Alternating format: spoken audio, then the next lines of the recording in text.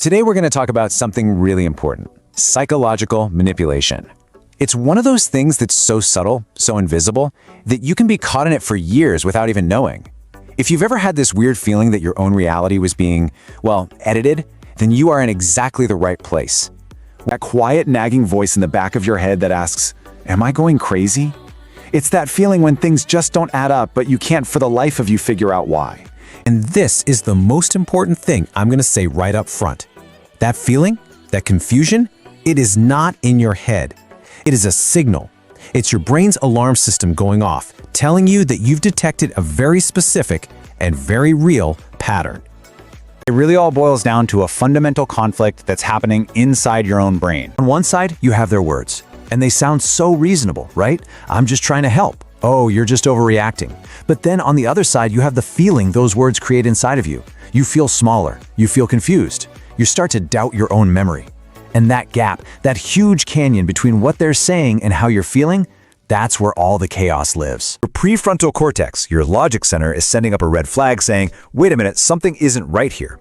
But your amygdala, your emotional threat detector, it's getting totally scrambled because the threat is disguised as care. And to solve that internal conflict, your mind does the simplest thing it can. So how does this actually work? Now that we understand why it feels so incredibly confusing, let's break down the mechanics. Because there is a playbook, a predictable, three-stage process that's used to slowly, methodically adjust your sense of reality. You know, the best way to think about it is with the thermostat analogy. If someone walks into a room and cranks the heat up by 30 degrees, you notice immediately. You'd say, whoa, it's boiling in here. But if they turn it up just 1 degree, and then an hour later, another degree, you adapt. Manipulation works exactly like that, gradually changing what feels normal until you're in an unbearable situation without ever noticing the temperature was changing. First, they hook you with idealization. Then they confuse you with devaluation. And finally, they make you doubt everything with gaslighting. Okay, so that's the playbook. Let's talk about the framework for how you can actually break this pattern and start to reclaim your own sense of clarity. Rebuilding your sense of reality isn't about winning an argument. It's about quiet observation, and we're going to do it with 5 principles.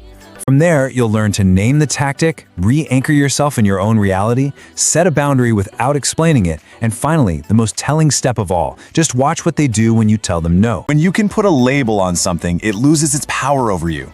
When it moves the problem from being about you to being about their strategy. Now, Principle 4 is an absolute game changer. The most powerful thing you can do is simply state your boundary, "I'm not going to discuss this anymore," and then stop talking.